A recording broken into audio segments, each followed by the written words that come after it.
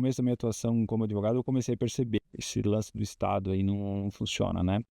Gera vantagens indevidas, não para quem produz mais e melhor, mas vantagem para quem ocupa uma cadeira mais bem posicionada, quem faz uma politicagem, né, mais bem feita.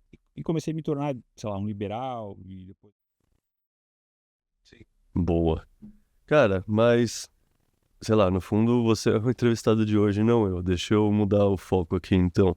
É, sei lá, eu te conheci em 2021, 2020, por causa do livro Satoshi, mas hoje em dia eu diria que você mudou de foco, não tá mais falando muito de Bitcoin, então, sei lá, o pessoal que acompanha o nosso podcast, o BipaCast, talvez nunca tenha escutado falar do Rafael Boscovich. Então, assim, conta pra gente quem é você, qual foi sua trajetória antes de você conhecer o Bitcoin, sabe? Como você decidiu se tornar escritor, assim, conta um pouco mais quem é o Rafael. Legal. Então, Caio, eu sou advogado, né? Eu fiz toda essa trajetória aí que a gente estava conversando aí um pouco antes disso, né? De viver nesse mundo jurídico e tal. Tive minha fase de acreditar, né, nas leis, no Estado, enfim, nas regulamentações estatais e tudo mais. Mas muito rapidamente, né, com a atuação na área jurídica, eu percebi que isso aí tudo é lixo, né? E eu comecei a perder bastante, assim, o tesão de estudar isso aí, cara. E com o andar da carruagem, essa minha falta de tesão, né, pelo estudo jurídico puro, assim, pela teoria jurídica, digamos assim, só se confirmou porque a gente vê que assim, os mais altos tribunais são os mais corrompíveis, né, os mais corruptos, provavelmente, os menos técnicos, os menos apegados a qualquer discussão teórica honesta. Na verdade, eles estão ali para primeiro definir a decisão e depois escolher qual justificativa que eles vão dar. Então, com isso, eu acabei meio que... Eu continuo advogado, né? Eu continuo advogando. Eu sou sócio de um escritório que é focado em direito empresarial, que chama Hess Arendt. Então, assim, eu continuo advogando, mas muito mais focado em processos internos do escritório, em como atender o cliente, como explicar para o cliente, né? Existe uma dificuldade muito grande no meio jurídico, que é a comunicação com pessoas que não são do meio, né? Parece que tem uma mania de falar o tal do juridiquês. Então, assim, existem reuniões em que eu vou para ser um tradutor, por exemplo, né? Explicar para o advogado mais técnico que a gente tem de uma determinada área o que o cliente realmente quer e explicar também para o cliente o que o advogado está falando, né? Então, assim, toda essa parte de transformar o escritório numa empresa para atingir maiores graus de satisfação do cliente, maior efetividade dos nossos resultados, né, no noticiário, enfim, é o que me encanta hoje na minha área de atuação, né? Felizmente eu tive a oportunidade, né, de seguir para isso, senão talvez eu teria que ter mudado de profissão, porque muita coisa me incomodava no que eu fazia antes, né, como advogado. Não só essa parte de começar a questionar o quanto que a teoria jurídica realmente importa, mas também o fato, às vezes, de defender algo que eu não achava justo ou legítimo também me incomodava, né? Por exemplo, assim, vou dar um exemplo bem hipotético, mas que vai ilustrar bem. Você chega para mim, você é meu cliente, e fala assim, Rafael, eu quero que você processe esse cidadão aqui, eu fiz um contrato com ele e essa cláusula aqui é abusiva. Para mim era difícil entender assim, tá, mas espera aí, a cláusula é abusiva, mas você assinou, né? Sim, assinei. Tá, mas lá você não achava que era abusivo. Esse tipo de coisa me criava um conflito interno que eu acho que o advogado não pode ter, né? O advogado, não, beleza, vamos lá, você quer discutir isso, vamos discutir e acabou, né? Então, hoje, na posição que eu ocupo, fica muito mais fácil, porque eu consigo defender os interesses do cliente, mas assim, vamos lá, não preciso ficar criando os argumentos para defender algo que eventualmente eu nem acho que seria justo. Então, essa é a minha trajetória profissional até aqui. Cara, deixa eu perguntar então, porque assim, eu quis ser advogado por muito tempo, assim, tipo, eu tive Eu era uma criança que gostava de dinossauro, gostava de múmia, então eu queria ser geólogo, que é paleontólogo, né? Ou arqueólogo. Daí, por um grande tempo, eu não pensei nisso. Quando eu voltei a pensar lá para os 13, 14 anos, eu fiquei uns 2 anos pensando que eu queria ser advogado.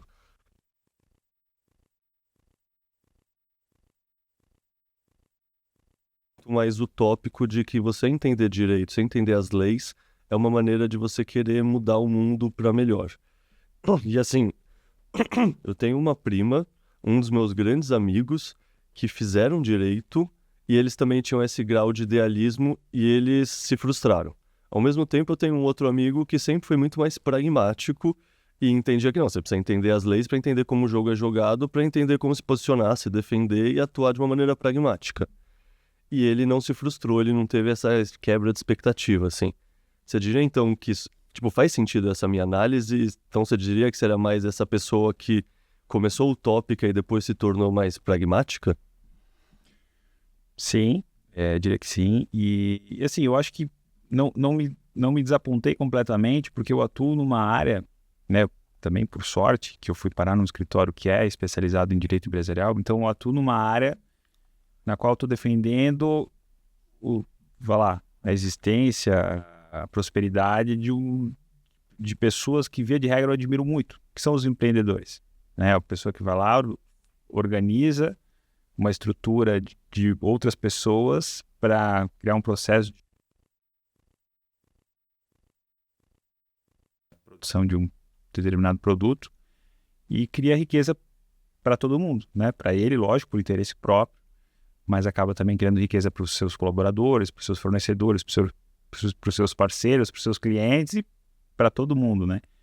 Então, eu acho que é uma... Vamos lá, não acredito muito em classes, mas vou aqui chamar de uma classe de pessoas que tem muito a minha admiração e acho que é muito injustiçada no mundo inteiro, mas especialmente no Brasil. Então, se eu posso contribuir, né, ali na nossa organização para tornar nossos processos mais eficientes, para a gente atender melhor essas pessoas, né, informando melhor sobre mudanças de legislação, defendendo, né, eles quando eles estão com algum problema, enfim, garantindo que a empresa deles vai ter continuidade.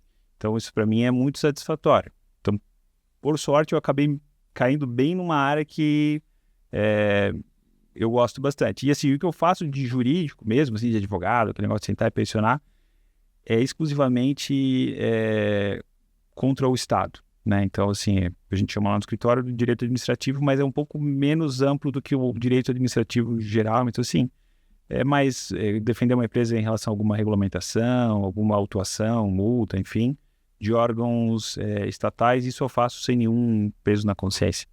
Perfeito.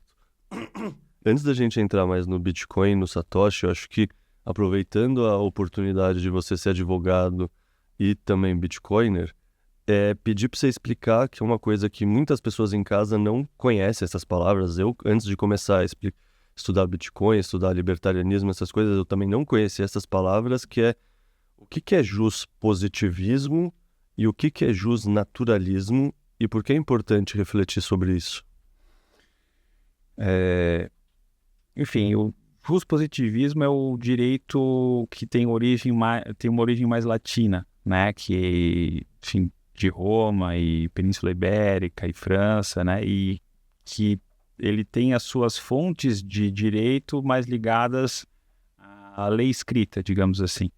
Então, é meio que parte de uma premissa de que a lei vai se adaptando às necessidades da sociedade, mas que você precisa positivar elas, né? Colocar elas no papel, digamos assim.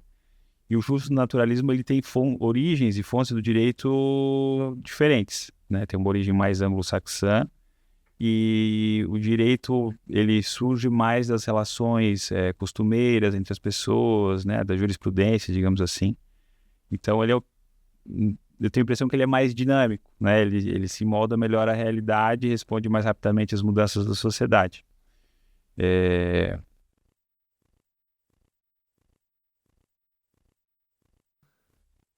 Sei lá, pra mim, assim, beleza, você fez a distinção teórica, mas pra mim que vivi na prática, assim, eu não sabia que existia uma discussão entre diferentes escolas de direito e não sabia que eu vivia numa sociedade que só pensa de uma forma, e essa forma é o positivismo, que significa basicamente, se tá na lei é verdade. Acho que podemos reduzir assim, tipo, sabe, você não... É diferente de um naturalismo que, onde eu entenda, a lei é um pedaço de papel, mas, tipo, as leis podem ser corretas ou não, não é que elas automaticamente são corretas porque ela é a lei, portanto ela é correta. Eu diria que na prática, assim, hoje a gente vive um manicômio jurídico tão grande no Brasil, uma insegurança que nem diria que a gente seja uma afirmativa assim válida, que o que a lei é verdade, né?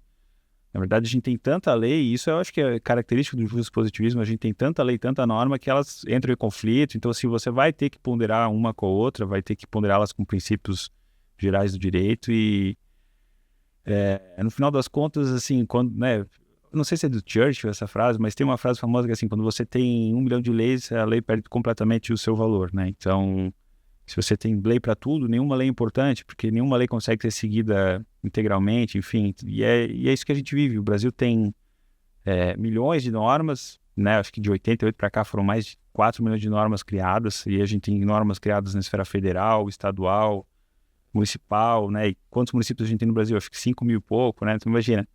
Então é uma loucura.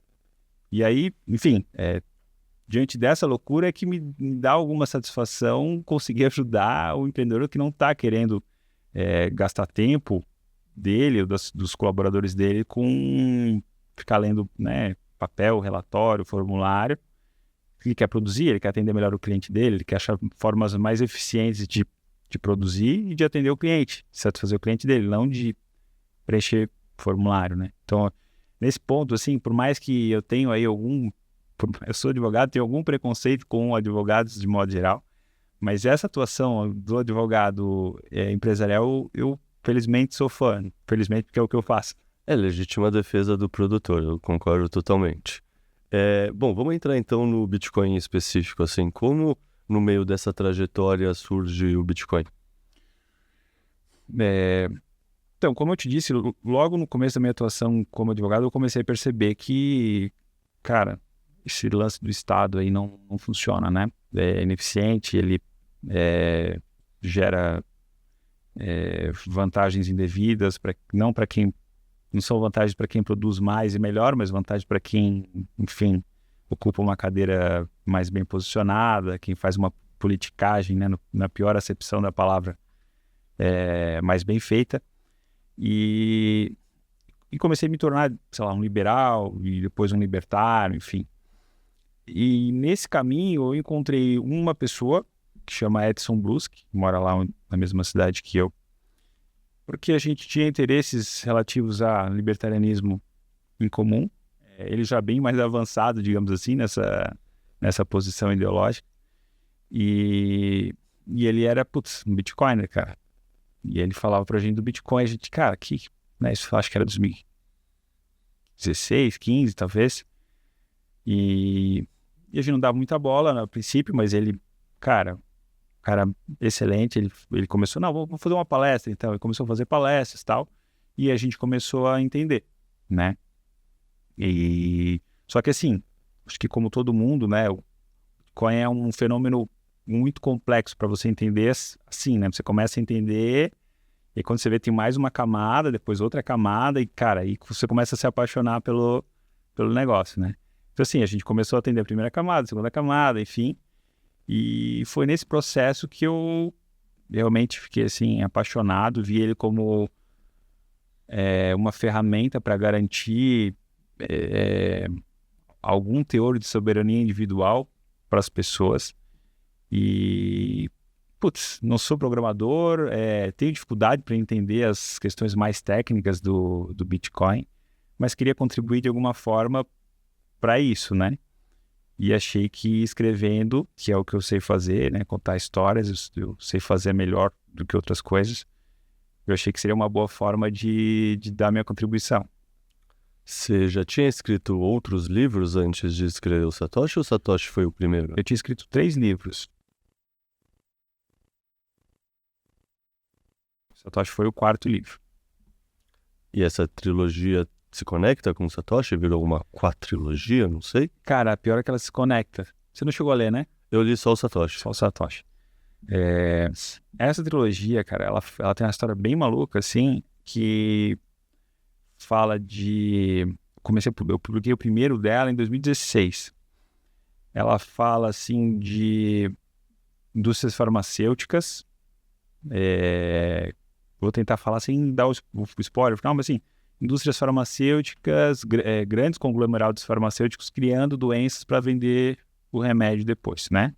E eles faziam isso de uma forma bem diferente, assim, que era a partir de ondas eletromagnéticas, de telecomunicação. Então eles botavam uma determinada frequência e, enfim, e eles tinham uma ligação muito grande com o governo, né? E o arquivilão, digamos assim, que era o presidente dessas indústrias e tal, ele se juntou com outro empresário que era um gênio, né? Que é completamente inspirado pelo Elon Musk. O nome do seu personagem é Leonard Musk, então era o Leon Musk, né? Enfim, e meio que engana esse cara, né? O Leon Musk lá, ele estava sendo pressionado ele era um empresário que exercia suas atividades nos Estados Unidos, ele estava sendo pressionado pelos órgãos governamentais americanos e tal, e esse vilão, né, que era o cara das indústrias farmacêuticas, ele falou, não, eu tenho as amizades aqui, né, eu sou o amigo do rei, eu sou o empresário que tem um relacionamento com o governo, eu vou te proteger disso aí. E o cara acaba meio que ficando refém dele, né? E esse cara, o Leon Musk, ele tem várias empresas, né? Assim como o Elon Musk. Então, assim, tem empresa de lançamento de foguete, tem todas as empresas que o Elon Musk tem. Na época, o Elon Musk não era tão popular ainda, em 2016, 15, quando eles começam a escrever. Hoje ficou meio até vulgar, né? Você inspirar o personagem nele. Mas... E uma dos projetos dele lá era uma inteligência artificial que simulava a inteligência humana. Né? E, enfim, no final do terceiro livro, essa inteligência artificial ocorre um acidente e, assim, o personagem ele tinha muito medo que ela saísse de controle, então ela era executada, digamos assim, num ambiente fechado. E ela consegue enganar lá o cara que cuida dela, digamos assim, cara, e ela foge do laboratório, né? E isso tem total ligação com o Satoshi. Você contou, isso aí é o arco dos 3 livros da trilogia. É. Ah, eu preciso ler, eu gostei muito desse pensamento. Lá, só para dar um mini spoiler, né? Essa tecnologia lá chama Oshi, né? Que é...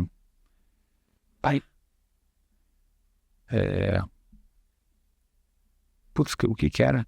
Oshi. Era Human Intelligence, era Simulation. Ou não lembro o que era, mas o Xi era Simulation of Human Intelligence, né? Então eles chamavam o projeto Oshi lá, entendeu? E se eles chamavam Oshi, você escreveu isso já conhecendo o Bitcoin ou foi coincidência? Já conheci. Não, perfeito. Pô, interessante. Pô, fiquei curioso, quero ler.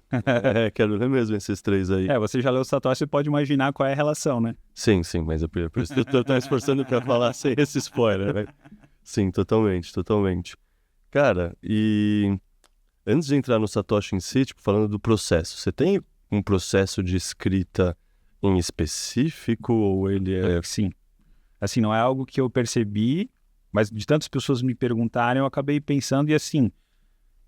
Acabei até pesquisando e sei que cada pessoa que escreve tem uma forma de escrever, então eu percebi que eu tenho uma também, né?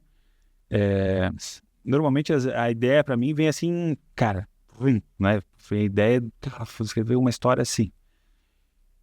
Só que assim, por mais que você pense lá em alguns momentos, né, da história, a história ela tem que ter uma cadência, ela tem que ter, enfim, tem começo, meio e fim, né? Para ela ser interessante de ler, enfim. Senão você só simplesmente conta um fato para alguém, né? Então, o que eu faço? Eu tento escrever... Mas um estilo meu de escrita é capítulos bem curtos, né? Faço capítulos bem curtos que vão se alternando, normalmente saindo de um núcleo indo para outro.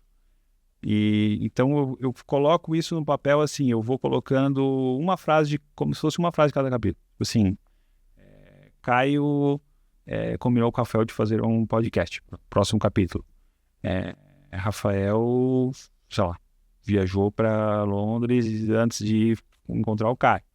E aí eu conto a história inteirinha assim, né? E aí depois eu começo lá e vou contar como é que foi o convite do Caio pro Rafael, enfim, né? Mas eu estruturo a história toda, faço o esqueleto dela, digamos assim, depois coloco lá os músculos e tal, né? Os nervos. Cara, é exatamente como eu escrevo. Eu perguntei por curiosidade, porque assim, o meu estilo é totalmente diferente do seu. Assim, eu não escrevi livros de romance, né? Eu escrevo geralmente aqueles relatórios cabeçudos, aquelas coisas, sei lá. O relatório, em vez de ter 2.000 palavras, 3.000 palavras que eu começo me propondo, acaba tendo 6, 7 mil palavras, porque eu quero explicar os negócios no detalhe, né? Isso para a parte de pesquisa da BIBA, que eu faço esses relatórios e faço esses podcasts que a gente está fazendo, assim, em linhas gerais.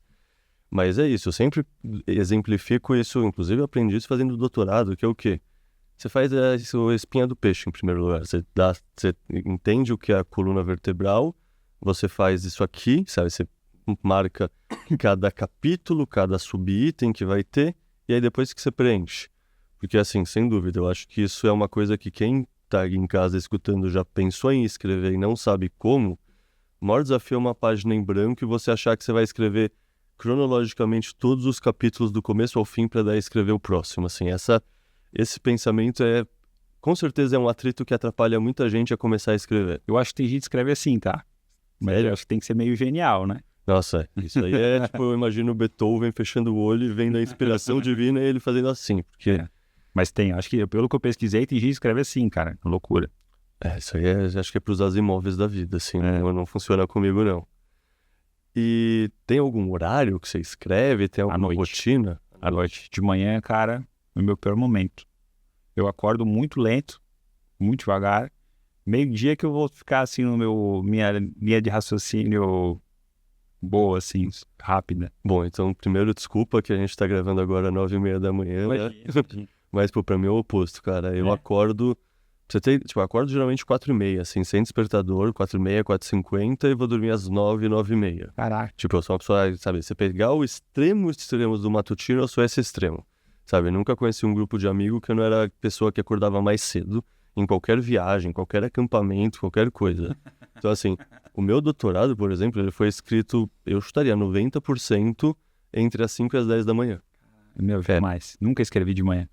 E assim, ó, eu acho que se a gente fosse da mesma galera, a gente ia mal se cruzar, porque se deixar eu durmo até o meio-dia, claro que eu não durmo porque não dá, mas se deixar eu durmo até o meio-dia e fico acordado até as 4 da manhã. Então eu ia estar indo dormir a hora que você está acordando. Um dos meus melhores amigos tem exatamente essa característica. A gente morava junto numa república na época de pós-graduação, né? Ele estava no mestrado na biologia, estava no doutorado na geologia, então você tem muita liberdade de tempo fora o momento que você vai no laboratório. Era isso, ele ia dormir 3h30, 4, eu acordava às 4 e pouco, 5. Algumas vezes a gente se cruzou, ele dando boa noite ou dando bom dia, assim. E aí a gente convivia à tarde, tudo bem, treinava handball junto pela biologia no final do dia, daí ele ficava acordado mais 8, 10 horas, eu ficava acordado mais 1, 2 horas e dormia, assim. A minha esposa, ela dorme relativamente cedo, assim, né? Não tanto quanto você, mas umas 10 e pouco. Então, eu sempre escrevi depois, ela foi dormir, agora eu vou sentar e eu vou começar a escrever. E, pô, se é um dia que tem inspiração... isso é um método interessante que eu adotei, tá? Quando eu tô escrevendo uma história, eu escrevo todos os dias. Não posso falhar. É cara, tem que escrever hoje em algum momento, tem que sentar e ficar pelo menos 1 hora ali escrevendo. Isso é uma regra que eu coloco para mim mesmo, para não perder o fio da meada, né? Então, e aí eu fazia isso. A partir das 10, 10h30, eu sentava para escrever pelo menos 1 hora, só que assim, no dia de inspiração, cara, você não quer parar. Parece que a mão não acompanha o que você, né? Então, eu não posso perder essa linha. E aí, pô, ia até 3h30, 4 horas da manhã. Não, eu imagino. E assim, cara, é um troço que o cara tem que gostar do que tá fazendo. Porque senão, eu imagino assim, alguém escrever é forçado. Não dá, cara, porque são muitas horas de dedicação. Tem que ser um negócio que você tá fazendo com prazer, entende? Não, a diferença de você reolhar cada frase 3 vezes e melhorar elas ou não, né? Tipo, o encadeamento...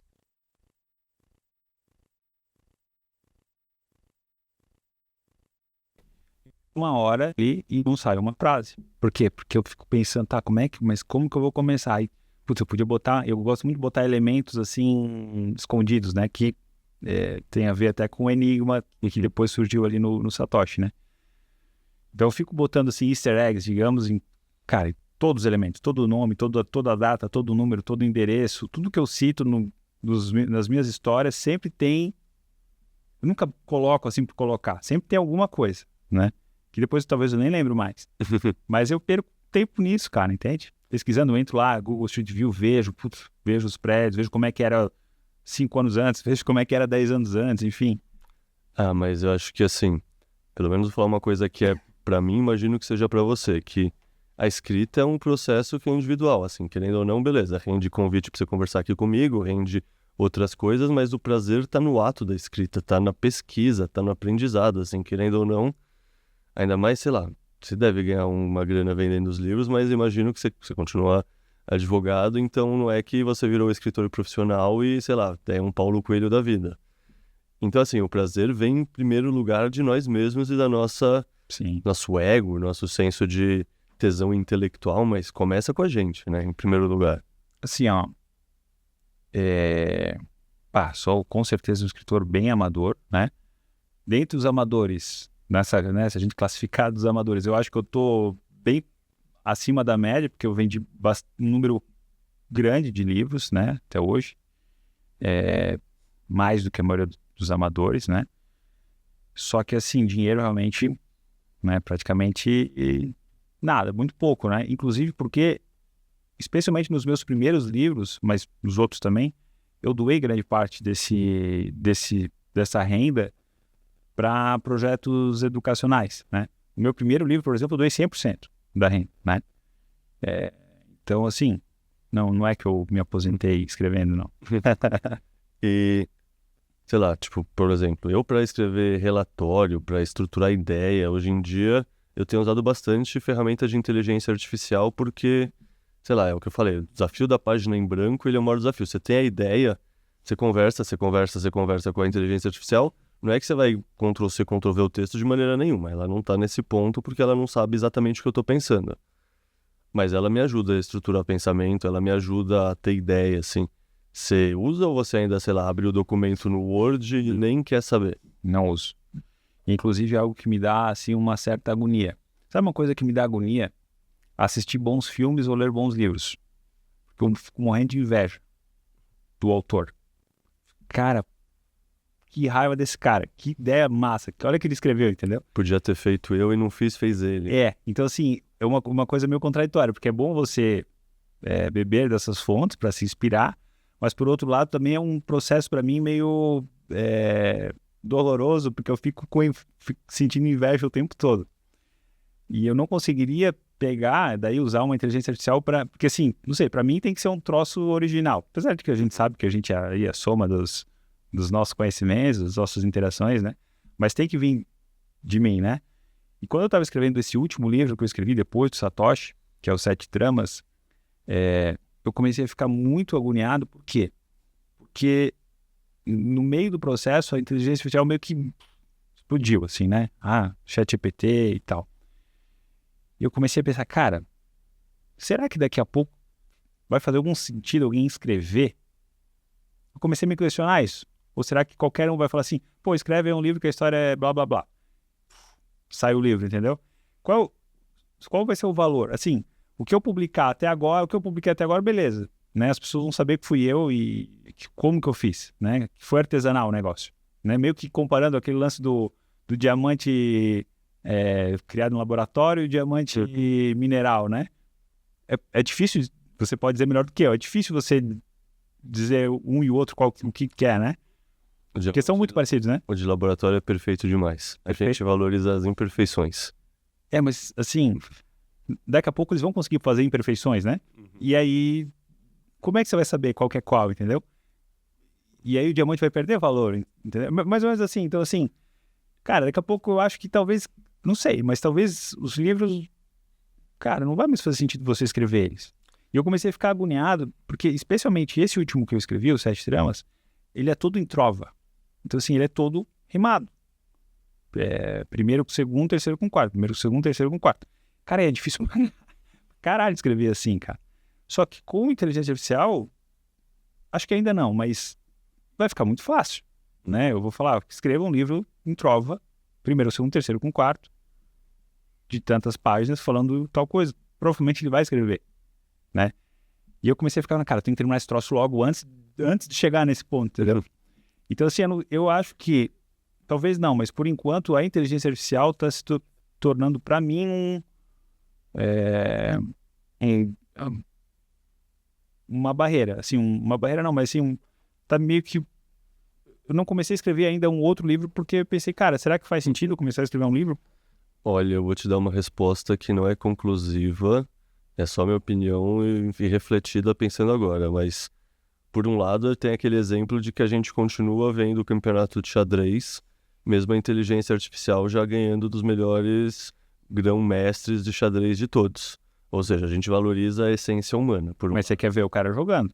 Você quer ver o cara jogando, exato. Se você não puder saber se é ele ou se é um robô. Exato. Esse é o segundo ponto que eu ia chegar, que é o contraponto, que é, assim, por exemplo, talvez os grandes mestres de cada arte ainda sejam valorizados, mas a média, tipo, hoje em dia eu vou usar o Midjourney ou o Grok para gerar uma imagem em vez de pagar um design mediano. Mas também, ao mesmo tempo, um designer mediano com essas ferramentas vai se tornar um designer muito bom. Pode ser. Tipo, assim, no fundo, o que eu penso, inclusive para mim mesmo, assim, sabe? No sentido, qualquer coisa que eu faça, uma inteligência artificial, não sei se hoje ou daqui a 5 anos, vai conseguir fazer. E vai ultrapassar todo mundo, na minha visão, sabe? Vão sobrar poucas pessoas talentosíssimas no mundo que vão recrutar essas inteligências artificiais e não vai precisar mais ter funcionário. Quem sabe daqui a uns 5 anos eu tô fazendo filmes, né? Sozinho. Você tá escrevendo prompt lá no Midjourney ou alguma outra e o filme ou um videogame, porque você não vai precisar programar, vai ser tudo por baixo do capô. Faz sentido. Não... Mas enfim, isso aí um grande adendo, assim, porque você é um cara que estudou bastante inteligência artificial, provavelmente, para escrever. Um pouco, mas assim, como eu te falei, eu não tenho aptidão nenhuma para área de tecnologia, enfim, eu sou uma negação. Então, assim, eu tenho dificuldade, né? Por mais que eu leia tal, tem coisas que não entram na minha cabeça. Então, não saberia explicar como não funciona, enfim. Boto fé. Bom, mas aí você falou que vamos puxar pro Satoshi agora. Você falou que no livro, sei lá, não queremos dar spoilers também. Então conta mais como surgiu a ideia do livro Satoshi em si. Tipo, como, sei lá, depois de escrever a trilogia, já estando algum tempo conhecendo o Bitcoin, você pensou, vou escrever um livro sobre o Bitcoin. E aí tem uma segunda parte que eu acho que é tão interessante quanto nessa pergunta, que é, assim, todo mundo que escreve um livro de Bitcoin tem esse perfil bem do Bitcoiner, que eu quero ser técnico e explicar as coisas precisamente. Você escolheu essa abordagem oposta, que é um livro que é um romance que parece muito o estilo, sei lá, Código da Vinci, para citar o exemplo mais conhecido, que é muito mais um mistério, uma história com enigmas que vai se desenrolando e nisso você coloca conceitos. De onde surgiu a ideia e por que escolher esse formato?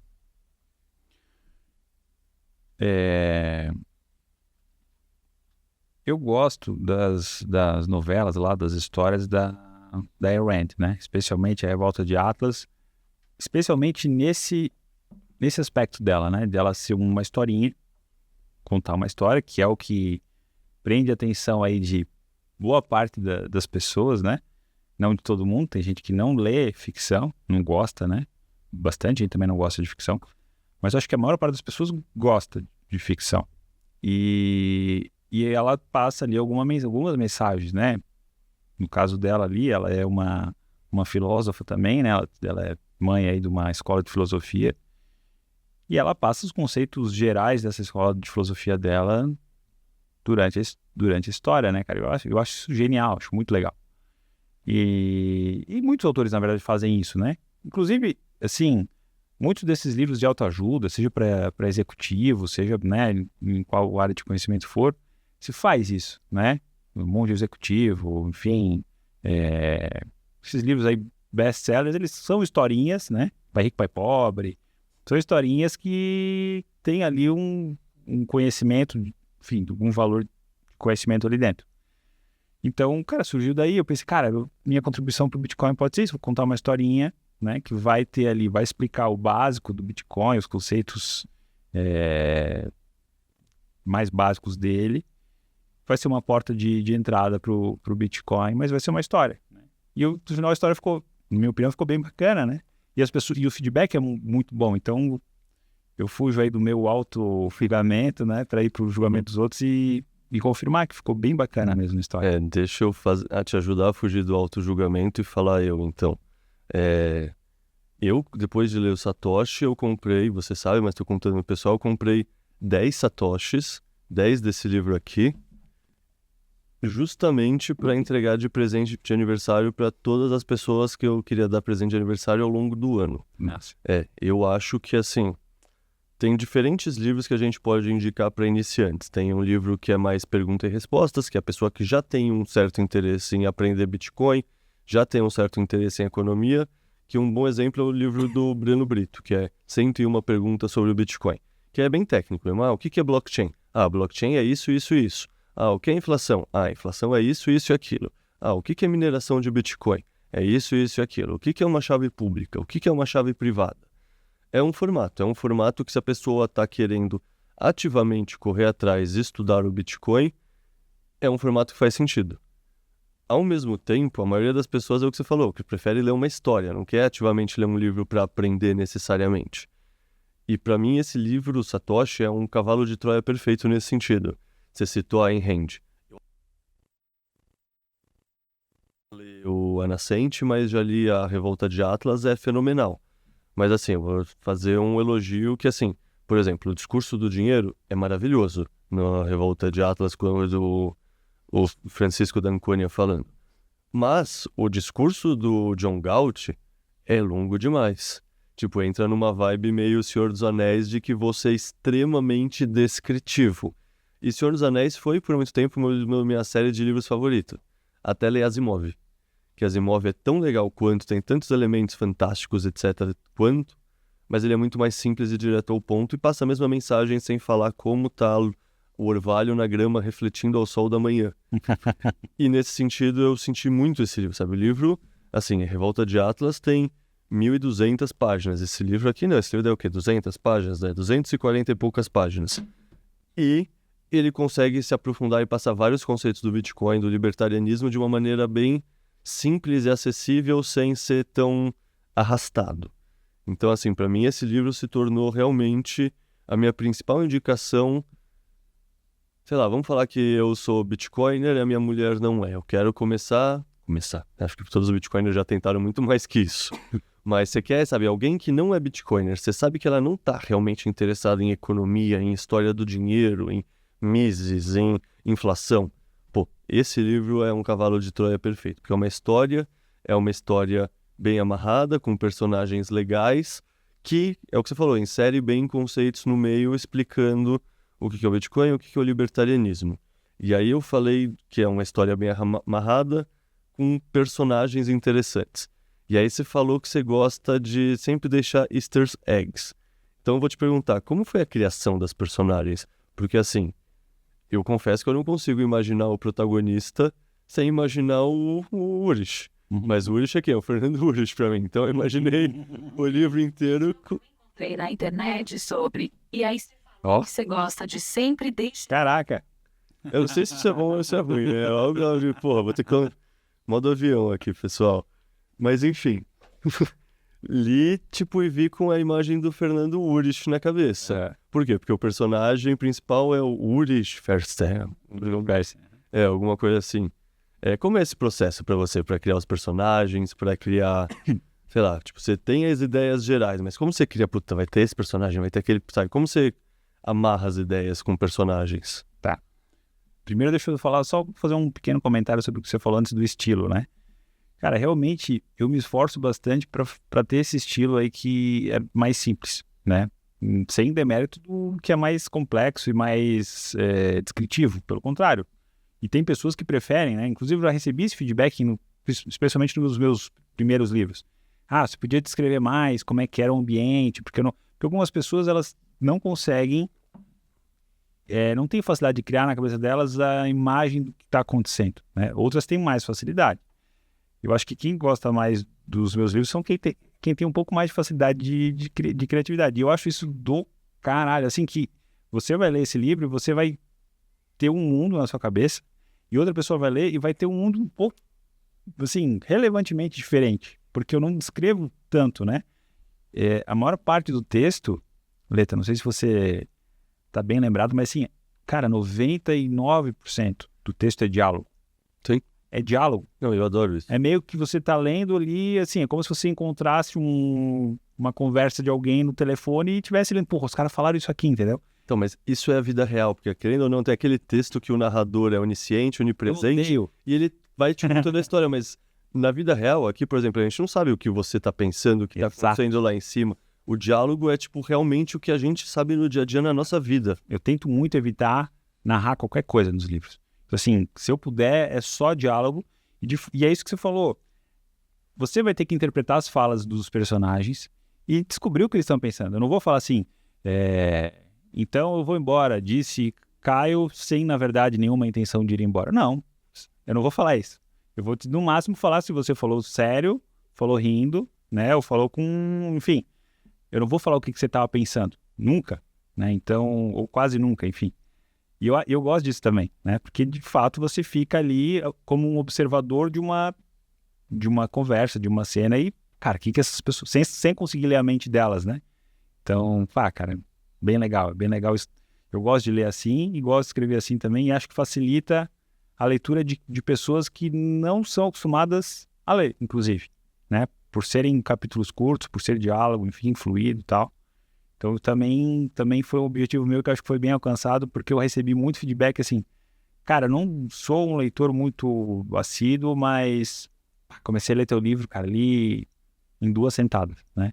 Ou comecei a ler à noite e não consegui dormir, fui dormir às 6 da manhã depois que eu terminei o livro. Teve gente que falou isso. Teve um cliente meu que falou assim, Rafael, eu tenho insônia, e o meu santo remédio para insônia é ler. Começa a ler, cara, já vem o sono. E aí eu achei o teu livro em casa e pensei, vou ler para dormir. E eu não dormi. Ele falou, cara, eu terminei o livro às 6 da manhã. Não... Cara, isso é animal, é muito bom, né? Enfim, agora quanto à criação dos personagens, sim, cara, nenhum personagem é de fato alguém, né, pura e simplesmente. Mas há inspirações, né? O Ulrich Fersen ali tem uma inspiração inicial no Fernando Usch, mas sim, bem de leve, né? Nem conheço o Fernando tão bem para, né, dizer como é que é a personalidade dele. Mas assim, tem o lance do cara que é influenciador digital, né, criador de conteúdo, entusiasta do Bitcoin, economista. Então assim, são características que cruzam ali, né, e eu usei ele por base. Mas vou te dizer que assim, a maioria dos personagens eles surgem na minha cabeça, não sei como é que é, não sei se é um processo assim, um método tal, acho que é mais inspiração mesmo. Ele tem algum método, algum processo pensado ou também é só inspiração e conforme vai fluindo, você equilibrar as explicações com a narrativa, com, sabe, os acontecimentos, com os diálogos? Porque assim, o que tá muito bom também é que isso não se torna pedante, sabe? Não tá repetitivo, não tem tantas explicações seguidas que, sabe, você perde o ritmo da leitura. Assim, o lance muito legal é você ter um personagem que é o mestre, né? Personagem que é o cara que sabe mais que os outros em relação a determinado assunto. No caso do Satoshi, a gente tem o Ulrich, né, que é um especialista em Bitcoin. Então, assim, ele vai passando pelos lugares, vai interagindo com pessoas, algumas que, enfim, não gostam do Bitcoin por determinado motivo, ou são curiosas, enfim, e elas vão interagindo com ele, falando assim, não, o Bitcoin é ruim porque bandido pode usar, e ele responde, né? Então, as explicações dos conceitos estão no diálogo, né? Das pessoas. Isso eu acho que é muito bacana porque fica de forma leve, não é um texto do narrador, o Bitcoin é uma moeda, né? Enfim. Então, mas acontece também bem natural para mim, assim, de inspiração. Agora seria legal falar disso, né? E aí eu coloco. O livro você escreveu em quanto mesmo? 2020, 2019? Cara, eu escrevi lá assim, naquele início da pandemia. Lembra que ninguém podia sair de casa e tal, todo mundo no home office? Foi no começo de 2020, sei lá, 6 meses, eu acho que foi, ou menos. Porque tem um tema que é central nele, que é toda a questão de fake news e como isso é usado para manipulação das massas. O que estava acontecendo no mundo, então ajudou a ter inspiração nisso, assim. Já era algo que me chamava bastante atenção, né? Porque já é algo bem antigo, né? Mas durante a pandemia isso ficou muito aflorado, né? O lance de você aterrorizar as pessoas com medo, criar esse tipo de dependência das pessoas por um salvador da pátria. Não, quem vai me defender é o Bolsonaro, é o Lula, enfim, né? Alguém que vai, o papai que vai me proteger do coronavírus ou algo do tipo, né? Então, sim, estava bem aflorado e assim, como as pessoas aterrorizadas, elas se vendem barato, né? Assim, não, eu dou minha liberdade, eu entrego minha dignidade, vai lá, me põe uma coleira, uma máscara, enfim, me tranca em casa e tudo certo, só não me deixa morrer, né? Então, isso me impactou muito durante a pandemia, né? Teve um dia que eu peguei minha filha, minha mulher, vamos pra praia, né? Meu sogro tem uma casa de praia lá, que ninguém tava usando, vamos pra praia. E quando a gente tava chegando lá na praia, você conhece lá a região de Bombinhas lá, cara, no alto do morro, assim, na entrada da cidade, tinha uma blitz, barraquinha, tal, galera de máscara. E, cara, que é isso? Já era noite, era, sei lá, quase meia-noite, né? A gente tava chegando. E a moça parou no carro e falou assim, comprovante de residência. Não disse nem boa noite, né? Comprovante de residência. Eu falei, por quê? Não, porque a gente só tá deixando entrar na cidade quem mora. Eu falei, não, você tá de brincadeira, né? Com base no que você tá fazendo isso? Você não tem menor previsão legal, constitucional, enfim. Aí ela falou, não, o promotor mandou, não sei o quê, enfim. Eu falei, desculpa, mas se eu vou entrar, você não pode me pedir de ir e vir, não, a gente tá no mesmo país aqui, não preciso de passaporte para mudar de cidade, né? E ela falou, então reclama com o promotor. Eu falei, não, reclama você. E fui acelerar. Cara, a mulher se jogou na frente do carro, e aí bateu, sabe, quando dá um toquezinho? Ela começou a fazer um escândalo. Tipo, ele me atropelou, meu Deus, polícia, não sei o quê. Eu falei, cara, tô ferrado, né, cara? Vamos filmar. Vai aparecer como é que eles classificam o sulista, nazista, de Santa Catarina, branco, hétero, magro, enfim, né? Todas as ofensas ali né, que eu posso receber. E aí eu falei, não, tá bom, deixa eu estacionar aqui, então. E eu fui pra estacionar, e quando eu vi que eu ia estacionar, tava o caminho livre, eu falei, cara, eu peguei e fui embora, né? E a minha mulher ficou esperando, meu Deus, vão prender a gente. Eu falei, cara, por quê? Porque eu entrei numa cidade que não faz o menor sentido, né? Mas você vê aonde chega a loucura, cara. Eles estavam impedindo a pessoa de entrar. Imagina agora eu chegar lá meia-noite, ter que dar meia volta e voltar pra minha casa, porque eu não posso entrar se eu não moro na cidade. Eu peguei isso também. Minha família tem um sítio no interior de Minas Gerais, uma cidadezinha de 5 mil habitantes no município, que a gente tem um sítio que é, sei lá, 20 quilômetros na estrada de terra, assim. E tinha uma barreira policial que você precisava mostrar comprovante de residência, porque a cidade estava se fechando. E assim, e aí você vê que a pequena autoridade, seja o promotor, o prefeito, cara, toma assim áreas de um rei, né, um imperador, com poderes absolutos, né, e boa parte da população apoia, né? Então assim, eu fico muito olhando assim. Eu cresci meio que me perguntando, e as pessoas às vezes se perguntam, cara, como é que o povo alemão permitiu que os nazistas fizessem aquilo com os judeus, de botar em campo de consideração, como é que eles permitiram? Cara, é muito óbvio como é que eles permitiram, né? Então, da mesma forma que o vizinho denunciava o outro aqui porque estava sem máscara, e da mesma forma que tirava o surfista dentro do mar porque não podia surfar, o velhinho que estava andando na praia, jogava no chão, polícia, algemava, cara, um troço assim... E passou batido, né? Pouquíssimas responsabilizações por quem fez isso. Assim, eu acho que não vai ter responsabilizações, mas eu acho que foi um despertador que acordou muita gente, assim, sendo bem... Sei lá, eu acho que as pessoas já esqueceram e boa.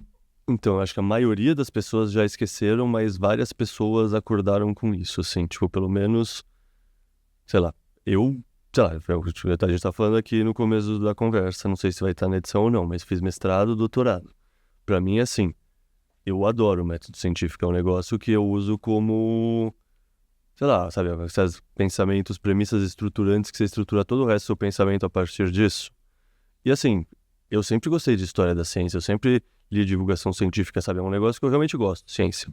Quando alguém me fala que eu preciso confiar na ciência, pra mim essa é a frase que, assim, é um paradoxo por si só. O cara não sabe o que é ciência. Tipo, a ciência não é um dogma, a ciência é um método, que é um método científico. Esse método é basicamente a capacidade de fazer pergunta. Então, pra mim, assim, tipo, com certeza foi algo que me chamou a atenção nesse momento. Você não podia perguntar, porque era desinformação. Então, assim, né, se você falar assim, pô, mas será que, né, dá um exemplo, não tô nem entrando no mérito se eu sou contra, a favor de vacinar, etc. Mas se você falar assim, cara, mas será que essa vacina feita em tão pouco tempo, será que ela é boa mesmo? Cara, você podia ser penalizado, processado, enfim, Pra mim foi coisas até mais básicas que isso, tipo, tomar sol. Todo mundo sabe que tomar sol é bom pro sistema imunológico, todo mundo sabe que se alimentar bem, fazer exercício físico é bom pro sistema imunológico como um todo, pra qualquer coisa.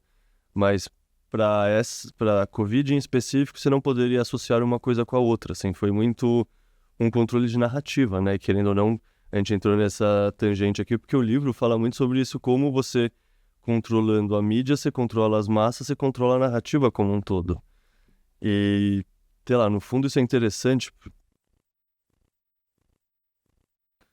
Ai, puta, eu não posso puxar isso porque eu não posso dar spoiler. Mas não, pode dar um pouquinho de spoiler. Você já falou que tem uma IA no começo do podcast, então acho que não é tanto spoiler. Mas no livro, meio que tem uma grande IA. Hoje em dia, você mudaria alguma coisa no livro? Porque, assim, hoje em dia tem o quê? Várias IAs competindo entre si. Isso é um cenário que, assim, sei lá, pensando no Eu, Robô, pensando no seu livro Satoshi, assim, pensando no que a mente da população pensava 20 anos atrás, há 10 anos atrás, há 5 anos atrás, teria uma grande IA que ia despontar, né? Mas a gente não tem ainda uma IA que tenha algum tipo de... Como é que eu vou dizer isso? Não sei se consciência ou autodeterminação. A gente não tem isso ainda que a gente saiba, né? Justo. Então pode acontecer ainda o cenário de uma despontar quando ela chegar nesse limite, ela acelera tão mais que todas as outras. Sim, pode ser que tenha outras, mas talvez ela ocupe todo o espaço, não sei, né? Justo. Se é que vai ter, né? Uma coisa também no seu livro que é bem central é que tem políticos querendo criar regulações atacando as criptomoedas como um todo. Isso foi pensando no que estava acontecendo na época, porque assim, sei lá, tinha muitas notícias 2020, sei lá, o banimento da China em 2021, quer dizer, o banimento da China era um evento anual, desde 2000 sei lá quanto. Isso estava muito presente na cabeça de um bitcoiner nessa época, que os governos vão atacar, os governos vão regular, os governos vão querer atrapalhar ao máximo o uso das criptomoedas pela população. Uhum. E aí, assim, no fundo, isso era o nosso pensamento nessa época. 4 anos depois, hoje em dia, 5 anos depois, né, 2025, o governo americano, não vou falar que está adotando medidas opostas, porque por um lado ele está regulando, mas é um cenário que, assim, acho que ninguém imaginava em 2020, assim. Como você está vendo tudo isso? Cara, exatamente o que você falou. Eu não imaginava. Eu achava que a maior ameaça pro Bitcoin eram os governos. Assim, de criminalizar, não de viabilizar o Bitcoin, mas assim, de tornar muito difícil para as pessoas usarem. Porque alguém que não é, assim, tecnicamente avançado, né? Pode ficar com bastante medo na cara, mas se souberem que eu usei, pegarem sei lá, de alguma forma identificarem que eu usei e for crime, puta, então é melhor nem tocar nesse troço, entendeu? Então, assim, eu tinha esse receio de que os governos criminalizassem, né? Como fizeram com outras coisas, né? Com ouro. O governo americano fez com ouro na década de 30, né? Então, assim, esse era um receio grande. E uma parte da história, né? Eu vou dar mais um spoiler, mas uma parte da história é uma reação, né? Da comunidade, enfim, Bitcoin, né? De atacar os governos de volta, né? Então, eles, quando tinha alguma ameaça contra o Bitcoin, em tese, né? Um grupo, ou alguém, enfim, atacava os sistemas do governo e tal, e meio que isso criava uma guerrilha, uma guerra, né? Que é vibe meio Anonymous, a gente tinha na cabeça essa imagem. Isso. Que era até algo assim, pensar, cara, porra, tomara que isso se inspire, né? Pessoas a pensarem, cogitarem fazer isso se for necessário. E de fato eu acho que sim, acho que a gente vive outro momento agora. E é muito legal, assim, uma coisa, Leta, quando eu escrevi o livro, eu não estava dentro, assim, vamos dizer, da bolha Bitcoin. Ela meio que não existia, né? Tipo, pelo menos eu vejo que até 2022, assim, meio que existia uma bolha gringa no Twitter e só. Depois surge uma bolha mais nacional, assim, que as pessoas... tipo, pelo menos a minha experiência. Mas antes disso, sei lá, eu acho que era muito mais pessoas soltas do que... A minha impressão é que tinha, porque a minha impressão é que quando eu escrevi o livro, ele fez um pouco de sucesso ali, principalmente nesse meio, né, Bitcoin, e eu fui meio que dragado para dentro do negócio. Comecei a ser convidado para alguns podcasts e tal, e, cara, assim, eu acho que eu já era, assim, um entusiasta, mas ali eu virei, tipo, cara, não. Comecei a entender outras coisas, né? Eu lembro da primeira participação minha, eu fiz 2 ou 3 participações no Bitcoinheiros. E a primeira, se você pegar a primeira e pegar a última, você vai ver uma diferença gritante, assim, porque, cara, eu não sabia, assim, eu imaginava que o Bitcoin era o Bitcoin e, assim, bem acima dos outros projetos de criptografia e tal, né? Mas não tinha uma visão, assim, pelo menos para mim, hoje é muito mais clara, assim, cara, Bitcoin é o Bitcoin. Não tem, por uma questão histórica,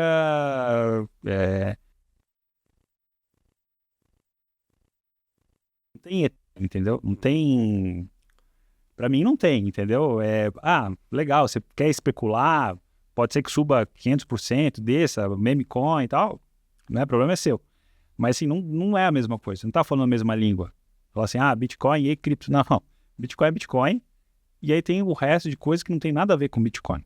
Para mim, o único que é uma moeda é o Bitcoin, né? E eu acho que, na minha concepção, é uma moeda, né?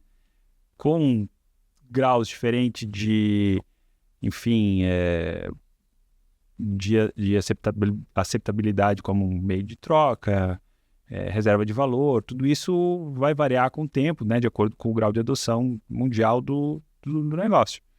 Mas, assim, não tem comparação, né? E eu vejo que, assim, muita gente não pensa assim, né? Pensa diferente. Pensa, não, Ethereum é o futuro e tal, ou Solana, nem lembro, né, os nomes, mas assim, eu sei que lá no começo, cara, eu dava mais crédito, digamos, para essas outras coisas. Pensei, um dia, quem sabe, o Ethereum vai ser no lugar do Bitcoin. Eu cogitava isso. E, cara, uma coisa que não faz o menor sentido para mim hoje, né? Posso estar errado, mas para mim não faz sentido. Ou seja, no comecinho podia surgir um segundo livro que chamava Vitalik. Espero que não. Espero que não. Pô, mas você vê que eu tive, assim, diante disso, eu tive inclusive sorte de não fazer isso, né? Porque eu não cito nada, né? Não cito Ethereum, não tem um Ethereum escrito no livro, não tem um Solana, nada, né? Foi sorte, podia ter escrito, né? Hoje eu ia estar arrependido. Justo, não. E todo mundo começa assim, né? Tipo, eu nunca comprei nenhuma outra moeda, mas assim, no começo não foi por convicção filosófica, tipo, entender que Bitcoin é totalmente diferente. Foi, já tive maior trabalho para estudar entender um pouco, porque eu vou ter todo esse trabalho de novo se eles estão tão correlacionados assim, sabe? Foi um pensamento bem alocação de capital, alguma coisa mais com a cabeça do investidor do que com a cabeça do libertário, com a cabeça da pessoa que realmente entendeu as diferenças fundamentalistas de ambos, assim.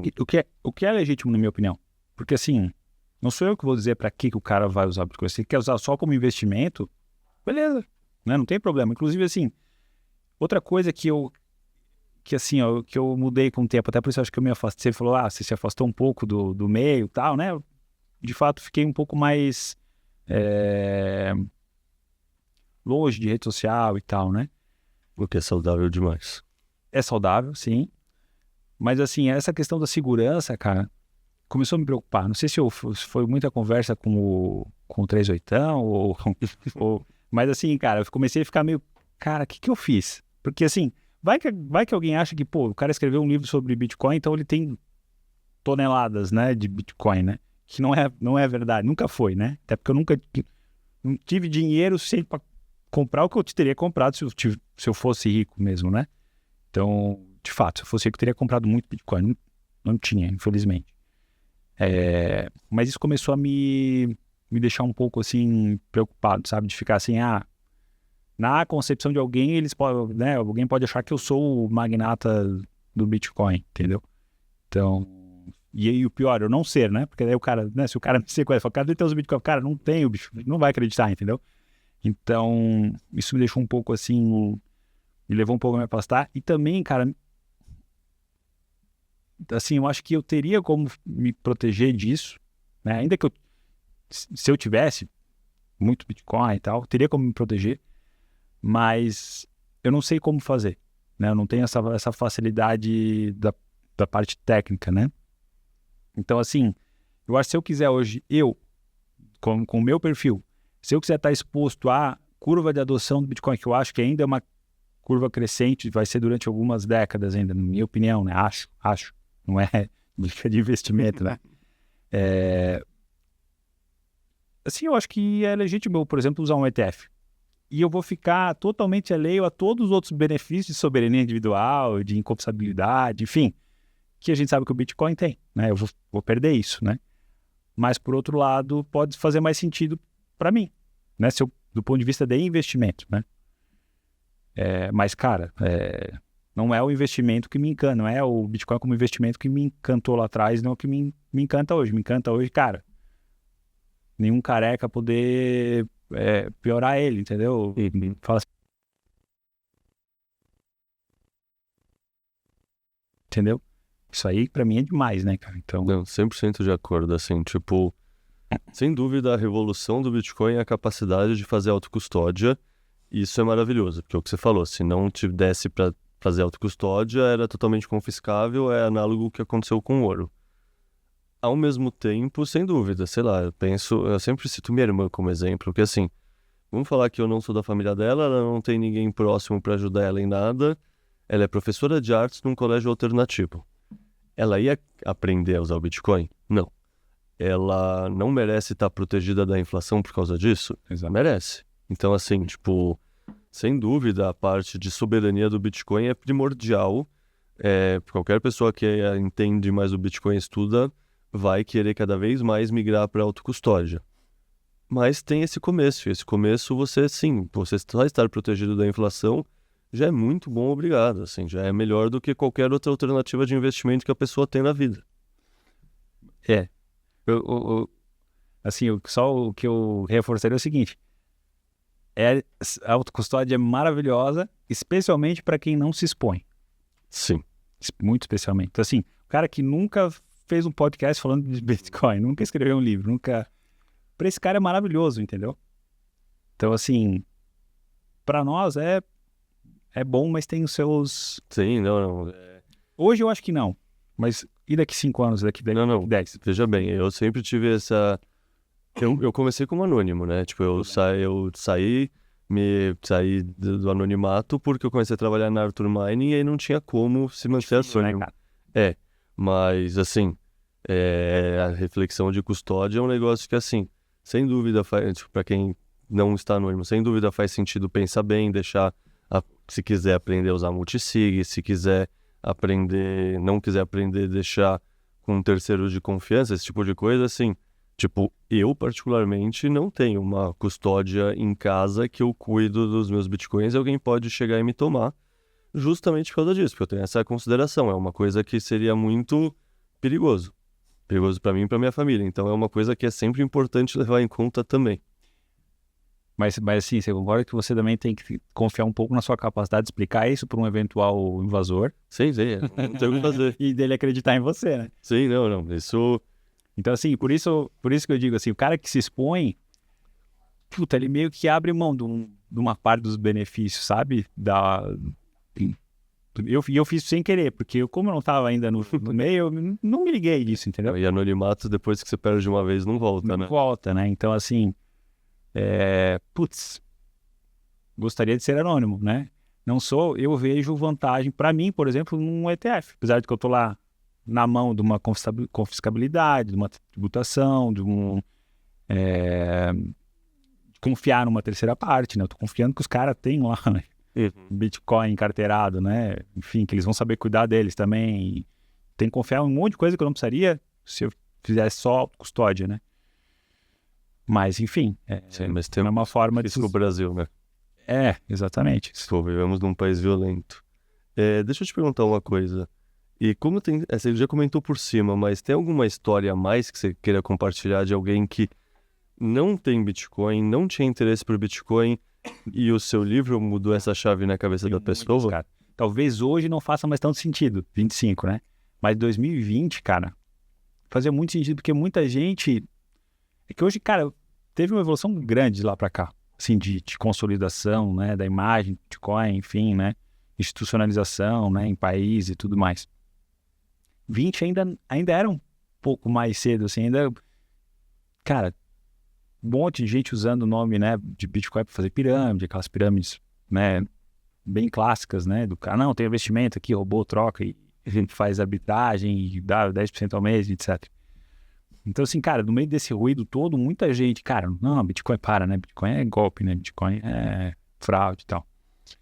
E aí, cara, tem muita história de gente que leu, mudou completamente de opinião e começou a estudar um pouco mais. E, putz, e sabe o que deixa muito feliz, cara? Eu sei que muita gente ganhou dinheiro pra caramba com isso, entendeu? Vou te dar 2 exemplos, tá? Um é um advogado amigo meu lá de Blumenau, um cara, sei lá, 10, 15 anos mais velho que eu.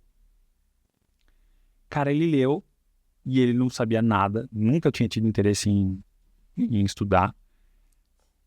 Ato seguinte, cara, ele me colocou num grupo que ele criou para falar sobre o Bitcoin com pessoas da mesma idade. E, cara, todas as pessoas ele engajou por causa do livro, né? Cara, isso, é muito bacana. E uma outra história que eu quero contar também é uma mulher nem lembro de que cidade ela era, mas não era lá da minha cidade. Não sei como foi parar esse livro na mão dela.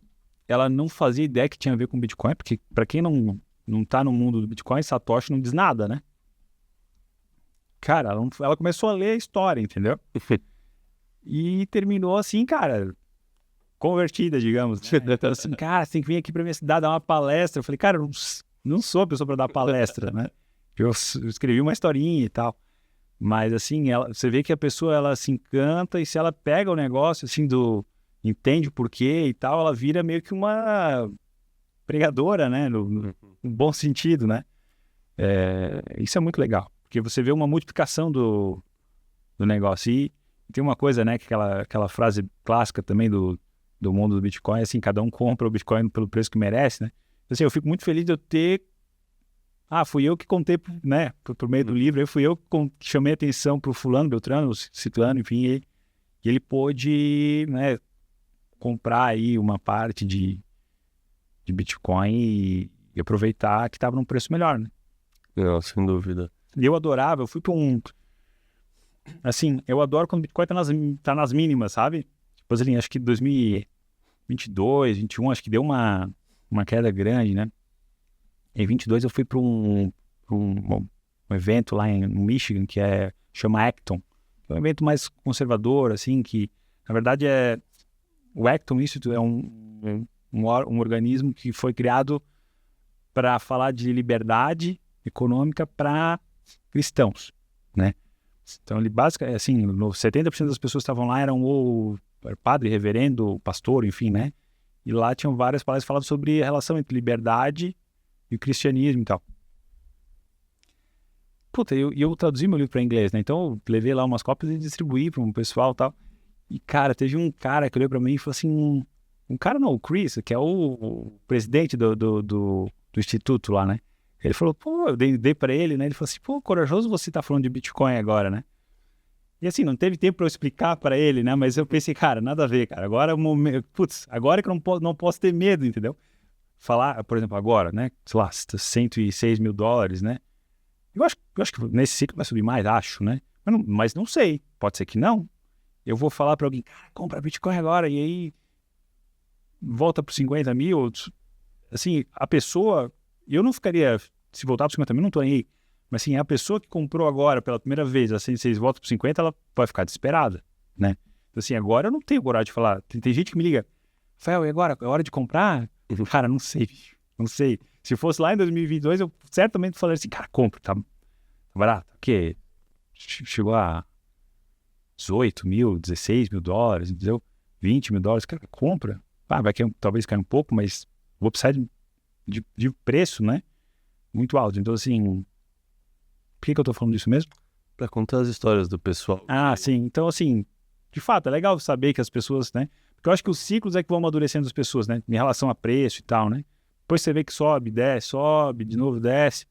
Você fica mais... Não, o negócio é comprar e ficar e boa, né? Não tem esse negócio de ficar preocupado com o preço, né? Cara, e tem um enigma no livro. Você comentou por cima dele porque você gosta de colocar easter eggs no livro. Mas nesse em específico tinha um enigma que eu lembro que tinha um pessoal tentando decifrar e tudo mais. Conta um pouco desse enigma e conta se alguém já decifrou. Tá, o enigma era o seguinte. Como eu faço esse negócio assim de ter referências, né? Então, esse cara ali é o...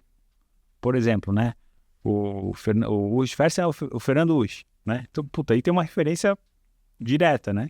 Eu poderia ter usado o nome do Fernando Usch como uma das partes da senha da carteira. Não usei porque era muito óbvio. Mas como essa, tem várias dezenas de outras ligações, né?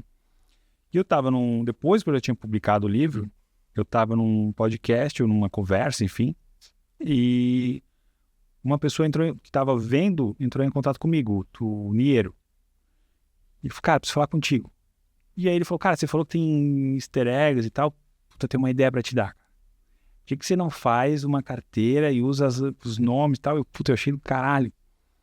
E eu fiz isso, né? Eu peguei um patrocínio, não lembro as empresas agora, mas algumas empresas ligadas a cripto, vamos dizer assim, né?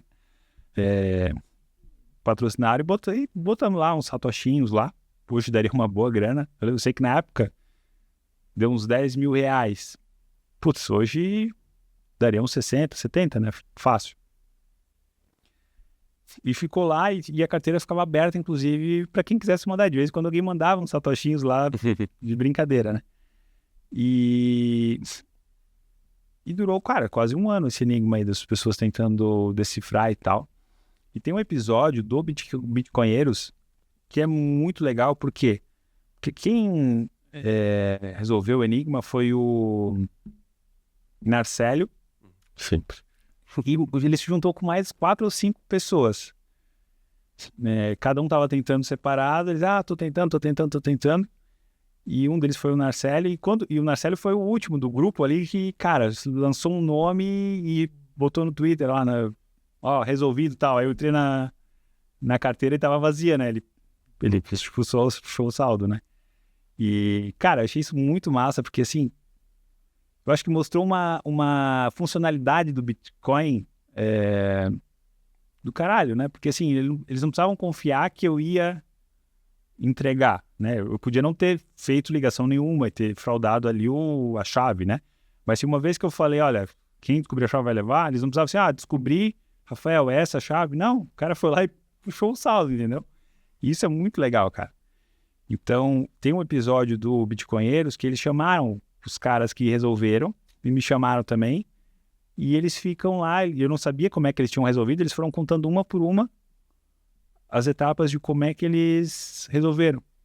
Isso me levou a pensar um outro negócio também, porque a gente, principalmente quem é leigo, assim, fica, será que alguém pode descobrir minha chave e tal? Cara, eu dei dicas pro negócio. Demorou um ano, entendeu? Com as dicas para uma chave que... Então, assim, cara, se você não der dica, é difícil mesmo. Você que a pessoa te hackeie e tal, né? Que você faça uma besteira muito grande, mas ninguém vai descobrir a chave, não, né? Conta um pouco, então, quais foram as dicas, como eles descobriram. Eu fiquei curioso, porque eu não vi essa live com Bitcoinheiros. Cara, tem que ver. Tem que ver, porque é muito legal, tá? Recomendo. Eu não vou lembrar agora todas, tá? Mas, assim, eu sei que a última... Cara, a última, que era muito... que ninguém tava descobrindo, tá?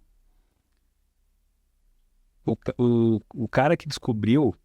Não, mentira, não era a última, porque a última foi um nome que o o Narcélio achou que era uma referência, não era, ele botou tinha outra referência para aquele mesmo nome, que era o Alfred Hitchcock. O cara botou Alfred Hitchcock e era o último nome do negócio e pá, abriu. Mas uma que era muito difícil era o nome da minha filha. O nome da minha filha era um dos nomes. O enigma eram 6 nomes em sequência, né? Nome, sobrenome, 6 vezes. E um desses 6 nomes era Carolina Boscovic, que é o nome da minha filha. E isso estava colocado no livro, essa dica, de uma forma que era uma forma de comunicação de um personagem com o outro na trilogia. Então o cara que descobriu, o que ele fez? Ele estava tão empolgado em descobrir o enigma, que ele pensou, eu vou ler os outros livros do cara Pra ter mais dica. E tava lá. Por quê? Nessa trilogia tem uma personagem, que é a personagem principal, que é a Júlia, que ela tem uma condição especial, que ela tem uma síndrome da memória infalível. Então ela lembra de tudo. Tudo ela lembra. Enfim, ela é sequestrada, ela, o pai dela, que é um cientista, tal, enfim. E eles estão sendo vigiados, e para ele falar com ela, e ela não tem certeza se o cara que sequestrou é amigo, não é amigo, foi o sequestrou para proteger e tal. E o pai dela fala, não, ele é nosso amigo, tal, não sei o quê. Só que cada frase que ele fala para ela, ele começa, quando ele encontra ela pela primeira vez no dia, ele fala alguma coisa, né? E ela lembra de tudo porque ela tem memória infalível. Então, assim, ele vai colocando as letras da primeira palavra de cada dia que ele fala com ela para passar a mensagem para ela, entendeu? E aí lá no final ele fala assim, lembra de tudo que eu te falei. Não lembro exatamente como é que ele fala, mas assim, lembra do começo de tudo que eu te falei. E ela vai repassando, tipo, cara, o que ele me falou. E ela junta a frase, tipo assim, que assim, foge daqui, o fulano é inimigo, entendeu? E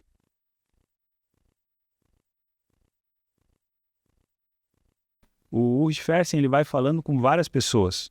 E para cada uma ele pergunta. A pessoa fala, Urs, tal coisa. Ele fala, como é que é teu nome? Ah, é Caio. Ah, então Caio, não sei o quê. Então, com cada pessoa que ele fala, a primeira letra do nome, se você botar, vai dar Carolina Boscovic, acho que é, enfim.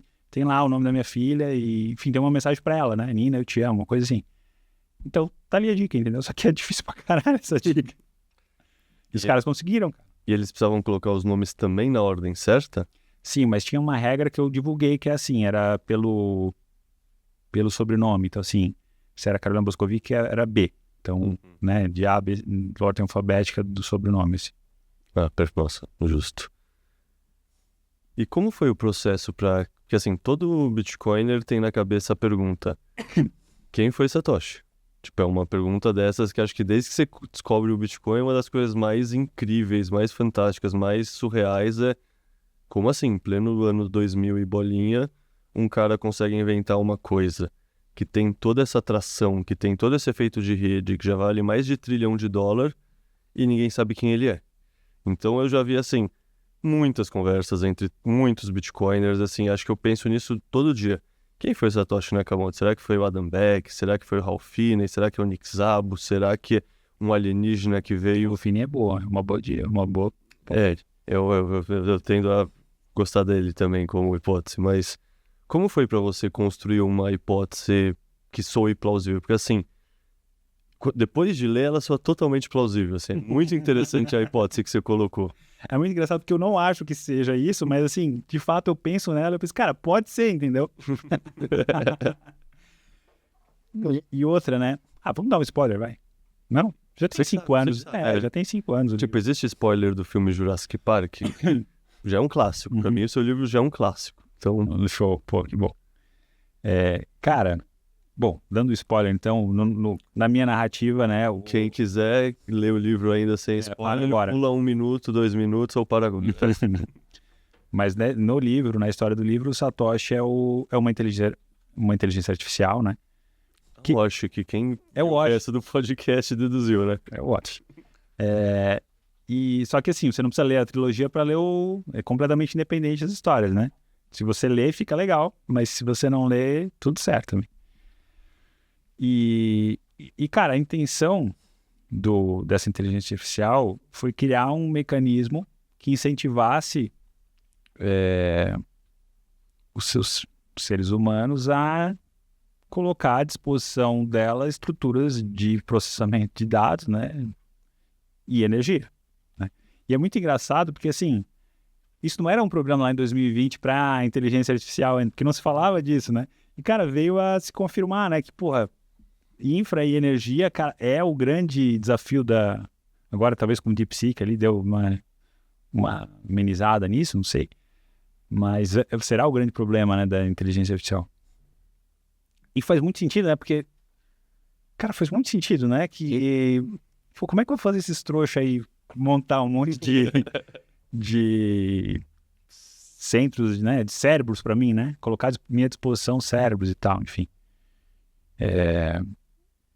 Então, assim, cara, acho que foi muito legal isso aí. E não sei como é que veio na minha cabeça, cara.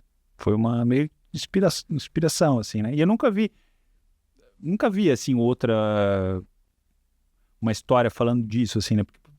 É uma ficção interessante, né, cara? Não, e é interessantíssimo que, sabendo agora que tem a trilogia antes, que já existia a Wash, que estava num livro que não era sobre Satoshi, não era sobre Bitcoin, e você já usou o final do nome Satoshi.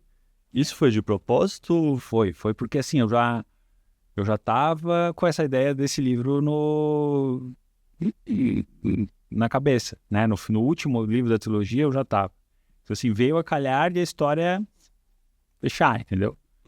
De eu poder botar ali uma conexão e tal.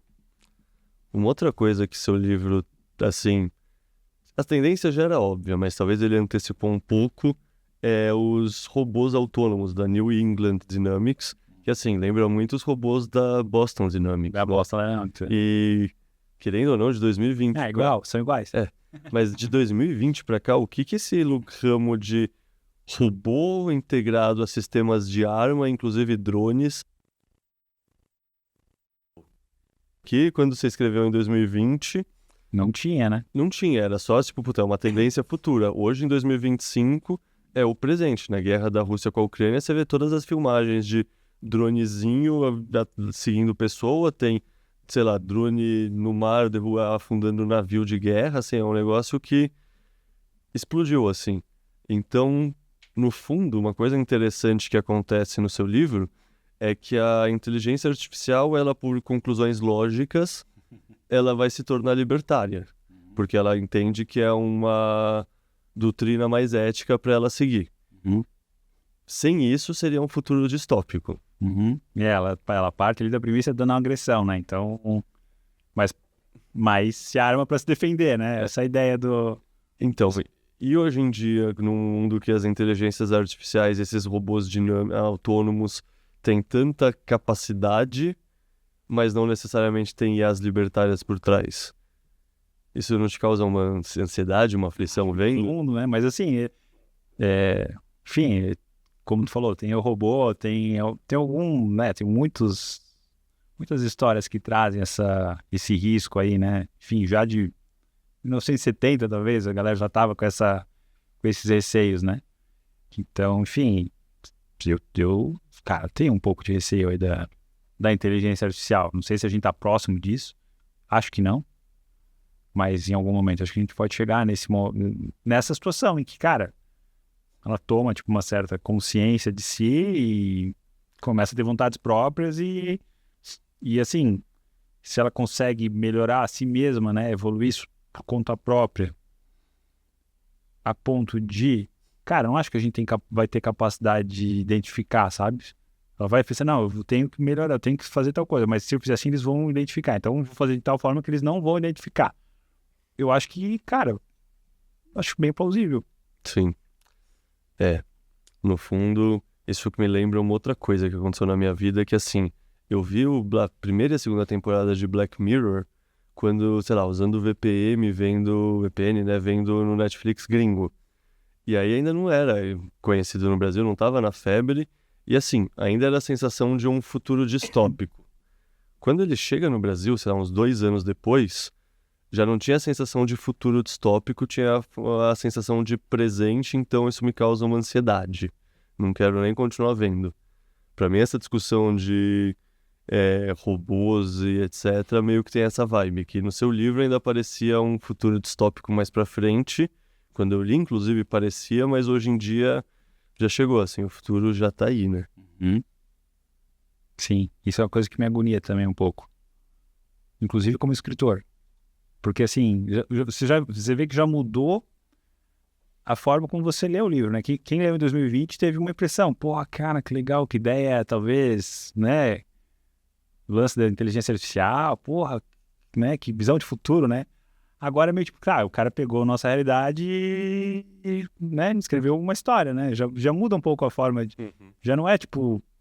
eu acho que era mais interessante antes. Sim.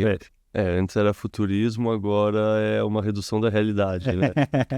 Tipo isso. E conta um pouco mais desse seu livro novo, Sete Tramas Feitorais, né? Você falou que você falou que é em trova. Mas conta mais um pouco o que tem nessa... Deixa eu abrir. Eu mandei pra você, né? Sim, eu tenho lá em casa. Deixa eu abrir, não? Sim. Eu só, sei lá, eu li um pouco, mas sabe quando você lê um pouco e não continua porque tem tantas outras coisas acontecendo? Ó, vamos mostrar aberto aqui as trovas também. É uma história só, né? Toda rimada. Não sei porque eu escrevi assim, cara. Não sou um leitor disso. Pelo desafio. Eu acho que foi. Será que eu consigo, né? E, cara, foi bem gostoso de escrever, difícil. Especialmente se você tenta não usar, assim, as coisas mais fáceis, tipo assim, gerúndio, né? Infinitivo. Então, assim, rimar, caminhar com andar e, né, correr com chuveiro é fácil, né? Agora, você usar rimas um pouco mais não tão óbvias, é difícil, cara. E eu escrevi tentando usar rimas não óbvias e não repetir.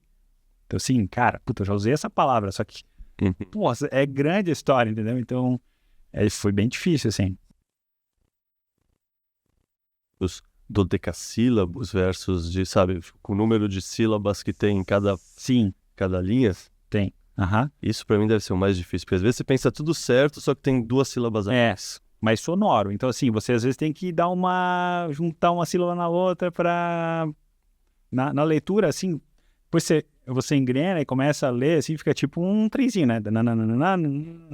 Fica, cara, dá uma música que esse troço aqui.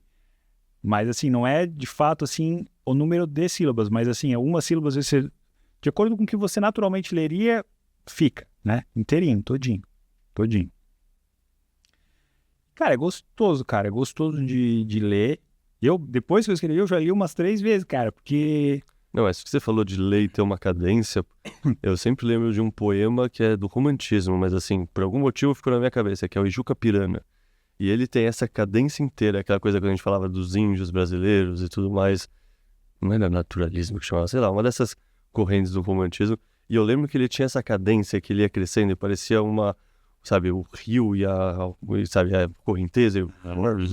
E, tipo, é muito gostoso, sabe? Essa coisa que contagia, assim. Então, tipo, por algum motivo, isso dá algum prazer no teu cérebro, cara. Porque, assim, o que ele tá esperando acontece, né? Que tipo, não, vai rimar, e rima, né? E tem a mesma, enfim, o mesmo número de sílabas. Tal. Pra mim, às vezes, tem uma sensação também de uma espécie de crescendo, sabe? Sabe aquelas coisas que começa uma voz falando, de repente vai lá 2, vai lá 3, fala em coro, assim. Isso é essas coisas que também geram um prazer pra gente, nem sei porquê, assim, mas pra mim essa cadência também gera. Cara, enfim, é isso aí. E a historinha dele, o que é? Tem um menino que é o coroinha da cidade, é uma cidade, uma vila litorânea, uma vila de pescadores do Brasil. Não fica claro qual é o período, mas assim, parece ser mais antigamente. Anos 50, talvez 60. E esse coroinha chega lá na barbearia e fala: você não sabe o que aconteceu, nasceu o filho da Dona Maria e tal. Qual que é o problema? Só que ele nasceu bem escurinho, e a Dona Maria é branca e o marido dela também. Mas então isso é bagunça e tal, não sei o quê. E aí começa a história, né? Começa o bafafá na barbearia, que é o centro ali, o fórum de discussões e fofocas da cidade. E... cara, eles vão chegando à conclusão, né? Vão tentando entender o que aconteceu. Parece que ela encontrava o fulaninho à noite e tal. Não, mas ele só encontrava para aquilo. E eles vão discutindo para tentar entender, né, o que aconteceu. Né, chamou o padre e tal. Só que no meio do caminho, tem algo que começa a aparecer. Mas Ela encontrava o fulaninho, mas ela é mulher do comerciante. Ela encontrava o fulaninho, que é o cara que talvez estava trabalhando para o prefeito para... Tipo assim, tem alguma história ali, né? E nisso chega um juizão na cidade, um juiz careca, com cara de brabo e tal, fala, ó, tá proibido esse assunto. Vim lá da capital, o negócio é o seguinte, esse assunto aí tá fazendo mal à reputação da moça, ninguém mais pode discutir. Aí alguém, né, alguns falam, não, pô, isso é um absurdo, cadê minha liberdade de expressão e tal? Não, porque não tem liberdade de expressão, isso não confunda liberdade de expressão com liberdade de ofender e tal, né? E aí entra esse debate sobre liberdade de expressão, né? Será que o juiz está defendendo a reputação da moça ou será que ele está querendo esconder um outro negócio e está usando, né, a desculpa de proteger a reputação da moça para impedir um assunto que, se evoluir, talvez as pessoas vão descobrir algo que eles não querem que seja descoberto e tal, né? E fica esse... Cara, e aí a maior parte do livro eles estão lá nesse lance e ele começa a aumentar a truculência e tal. Então, cara, ficou bem legal, tá? 7 tramas feitorais. Agora eu fiquei com mais curiosidade ainda. 7 tramas feitorais de Ari Sandro de Moraes. Até o título e o subtítulo tá em trovas. Bom demais, bom demais. Você já pensou em traduzir esse pro inglês também? Não dá, né? Porque aí que é foda. E ele tem, ó... Ele é todo ilustradinho por um artista lá de Blumenau. É mostra pra câmera, não pro... Telomar. Cara, que é muito legal. Eu pedi pra ele fazer tudo a lápis. Uhum. E aí nesse papel, um papel mais grosso, eu pedi pra imprimir e ficou... Parece que tá desenhado no livro, assim. Aham. Muito legal. Não, esse parece impossível. Eu sempre penso nisso quando eu vejo adaptação de poesia, sabe, do inglês pro português ou do... Não dá. Música, né? Às vezes... Não, então, mas, sei lá, tem livros de poesia que são traduzidos e a poesia traduzida fica boa. E aí você pensa, o cara que traduziu talvez seja... É melhor que o original. É no mínimo muito bom. Assim. Melhor que o original, não sei, mas no mínimo ele é muito, muito bom, né? Uhum. Não consigo imaginar, cara. Você falou que desde desse último livro, os 7 tramas feitorais, você tá sem escrever.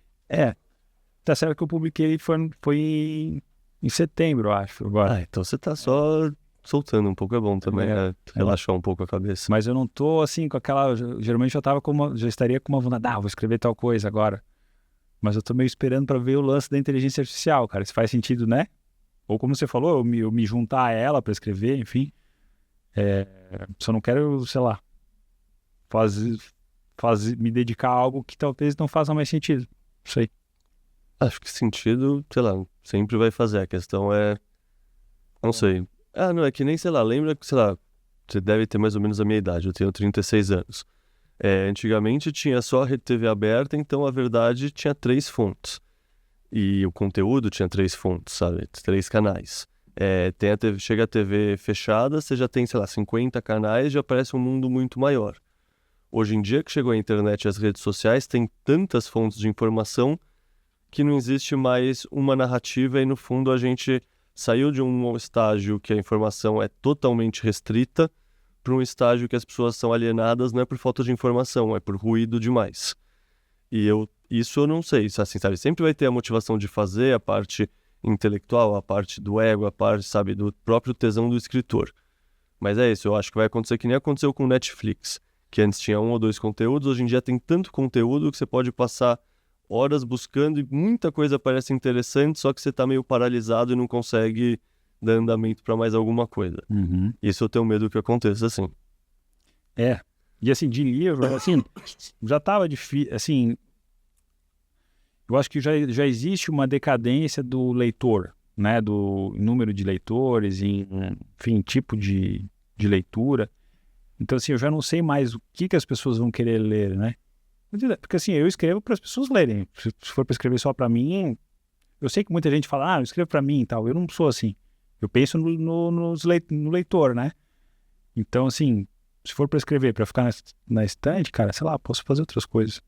Justo. Cara, eu já passei por todas as perguntas que eu tinha mais ou menos pensado, até surgiram umas novas. Então eu te pergunto, tem alguma coisa que eu não trouxe, que a gente não conversou, que você sentiu falta, que você queria falar? Acho que não. Certo, então a última pergunta que eu costumo fazer nessas conversas é e para você vai ser uma pergunta muito interessante, é justamente pedir recomendações de leitura. Uma leitura que, sei lá, tem a ver com Bitcoin, com economia, com, no seu caso, direito, libertarianismo, sabe? Uma coisa que tenha pelo menos uma adjacência, uma tangente a esse ecossistema que a gente faz parte, e uma que não tenha nada a ver. E aí eu faço um adendo que, sem dúvida, tem a recomendação do nosso ecossistema e a recomendação sem ser do ecossistema, que não fala delas porque eu quero ouvir mais, sabe? As suas referências, onde você bebe também. Tá, legal. Só uma pequena observação, né? Não tem a ver com o ecossistema, mas eu acho que tem também. Porque tudo que tem a ver com liberdade, hoje tem a ver com Bitcoin, né? E, cara, liberdade de expressão, assim, como é que você vai ter liberdade de expressão se você não tem liberdade... Não vou dizer liberdade financeira, porque eu acho que hoje é ligado a outro tipo de coisa, né? Mas, assim, se você está sujeito a ter os seus bens confiscados, totalmente bloqueados pela justiça, cadê a tua liberdade de expressão? Não tem, você não consegue exercer, né? Vamos usar o exemplo aí do monarca, sei lá, né? Cara, você não tem liberdade de expressão, né? Então, o Bitcoin te dá liberdade de expressão também, né? A sua soberania individual é isso, né? Você ter, de fato, liberdade enfim, inclusive de expressão. Livros, tá? Eu vou falar dois. Eu vou falar um que eu li recentemente. Você quer que eu fale primeiro o que tem a ver ou não? Acho que o que tem a ver, cara, mais assim com economia, mas talvez praxeologia, assim. É que o senhor não me falha a memória do Mises, que é a mentalidade anticapitalista, tá? Cara, eu acho esse livro muito subvalorizado, assim, né?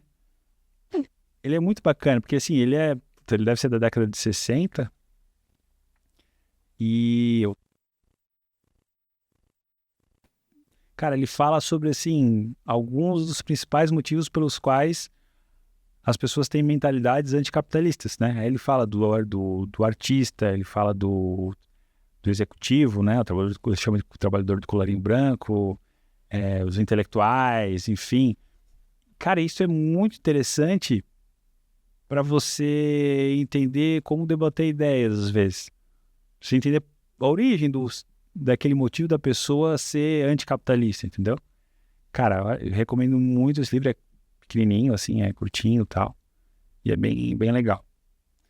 E o outro que é um que eu li agora, assim, que eu nunca tinha lido, é um do Viktor Frankl, que eu achei muito legal, porque, assim, cara, já consumi bastante conteúdo sobre Segunda Guerra, sobre, enfim, né, fascismo na União Soviética, posterior e tal, mas eu não tinha lido esse livro e, cara, ele faz uma descrição do campo de concentração e da experiência do prisioneiro, assim, que é fantástica. Depois tem uma parte, assim, que ele fala lá da teoria psicológica dele, né, que acho que é logosofia, que muda completamente o tipo de teor do livro, assim, mas especialmente essa descrição dele, da vivência lá, cara, te coloca numa perspectiva, assim, do que o ser humano é capaz de fazer um com o outro, né? O que pode acontecer contigo, a gente vê acontecendo em escalas muito menores, mas assim, cara, eu vejo acontecendo isso hoje no Brasil, seja com uma pessoa, né, ou com meia dúzia, ou com 80, ou 100, não sei, mas temos pessoas no Brasil hoje que estão sendo jogados num calabouço porque falaram algo que não era para falar, entendeu? Ou porque gostam de coisas que não era para gostar, enfim. Então, assim, cara, eu acho importante a gente ver isso, ver o que aconteceu, assim, na história, né? Na história recente da humanidade. E, putz, ver como às vezes a gente falta um pouquinho de coragem, assim, para reagir, sabe? Diante do tamanho do risco que existe, eu acho que as pessoas tinham que reagir um pouco mais. Da sua forma, claro, não estou pedindo para ninguém fazer nada perigoso, né? Mas, assim, falar pelo menos, né? Se manifestar, enfim, se posicionar. Perfeito. Eu adoro esse tema também, sei lá. Guerras. Não, falei o título do Viktor Frankl, né? Em Busca de Propósito, acho que é o nome. Em Busca de Propósito. Acho que eu já ouvi falar desse livro, assim. Não, esse tema, a Segunda Guerra, assim, revoluções, Revolução Russa, pra mim me interessa muito. Tem esse aspecto que você comentou, mas tem um aspecto também de, sei lá, a gente sempre olha a metade vazia do copo, né? A gente sempre acha que o mundo tá ruim hoje em dia, como... E assim, querendo ou não, puta, minha avó, família do meu bisavô, foi todo mundo fuzilado na Revolução Russa. Ela chegou no Brasil só com a mãe, que tinha 14, 15 anos, ela em cima de um vagão de um trem na Rússia no inverno, vindo, sabe, atravessando pra Europa, chegou no interior do Brasil. Então assim, sabe, tipo, querendo ou não, só o fato de ter roupa, ter comida todo dia, ter coisas assim que a gente acha que é o básico. Essa é a tua avó? Minha bisavó com minha avó bebezinha no colo. Tipo, é tão longe na nossa cabeça, é uma mas... refugiada, né? Exato, mas é tão perto, sabe? É tipo 3 gerações. Então, muitas das coisas que a gente acha que é totalmente básico e a gente tá tão acostumado, a gente tá, sabe, a gente dá por... A gente não, sabe, querendo ou não, a gente se acostuma muito rápido e deixa de valorizar no ponto de vista histórico, assim, porque a gente nasceu com isso. Eu concordo muito contigo. Acho que a gente tá muito bem, assim, desse ponto de vista. Só que eu sou um pouco preocupado. Assim, acima da média. Eu acho que as ideias têm muita importância. E elas têm, não sei se não é vida própria, mas assim, elas Sim, tem vida tomam própria. força e tal. E é importante a gente falar sobre elas, né? Porra, tu é um descendente, né? Tu é neto de uma refugiada. Eu também. Os meus avós, eles, por parte de pai, eles fugiram do regime do Tito na Iugoslávia, né? Então, assim, meu pai nasceu num campo de refugiados na Áustria, e eles vieram num navio também. Meu pai não tinha 1 ano quando chegou no Brasil, né? Então, assim, o meu pai é um refugiado, né? Eu sou um filho de refugiado. Mas a gente vive atualmente numa sociedade, cara, que é dividida e tal, e que tem muita gente que vai olhar pra mim e falar assim, tu é um branco privilegiado. Porque vai olhar pra minha cara, né, e vai falar, teus antepassados tiveram escravos. Da onde, né? Enfim... Minha família não era portuguesa, não tava aqui em 1800. Ainda que tivesse, né? Algumas coisas não era, né? Mas, enfim, nem isso tava, né? Então, assim, esse tipo de coisa eu acho muito perigoso, cara. Sim. Não no momento, assim, de certa estabilidade, né? Que a gente ainda tem uma estabilidade, né? Cara, mas em breves momentos de caos, assim, cara, esse ódio todo vira violência, cara. Isso pra mim é muito preocupante. Sim, e aí tem também a reflexão de que, assim, muitas pessoas têm na cabeça que a história só vai melhorando num contínuo. E assim, pra mim, esses episódios como guerras, revoltas, revoluções, mostram justamente o oposto. Assim, a história avança, mas ela tem buracos, ela capenga, ela retrocede. Então, quem talvez esteja escutando você falar isso e pensando, não, mas isso não vai acontecer. O que aconteceu na Segunda Guerra Mundial já ficou no passado. Já ficou no passado e volta rapidão se a gente não prestar atenção. Exato. Bom, cara, a gente já tá quase, sei lá, 1h40, 1h30 aqui conversando. Já acabei todas as perguntas que eu tinha pra fazer, então só agradeço a sua presença, cara. Foi muito bom falar com você ao vivo. A gente já tinha conversado em outro podcast, mas daí remoto, e assim, ao vivo é muito melhor. Então, bom demais falar com você. E só pra quem tá em casa escutando, não recomendo a trilogia ainda, porque ainda não li. Esse aqui, o pouco que eu li, eu já gostei. Eu só não, sabe, final do ano, que eu te contei, eu tava casando no final do ano passado, então Parabéns. Tinha muitas preocupações na cabeça, não deu pra engajar, mas vou voltar a ler. Esse aqui eu acho que é o melhor livro para qualquer iniciante que não seja já interessado em economia e em aprender sobre o Bitcoin. Então, só encerrar falando pro pessoal em casa, ó, puta livro, recomendo. E, cara, muito obrigado pela participação aqui. Que legal, eu que te agradeço o convite. Cara, bom demais, hein? Cara, eu jurava que você era escritor, porque os livros são muito bons. Sério? Eu era escritor, tipo, só escritor? É.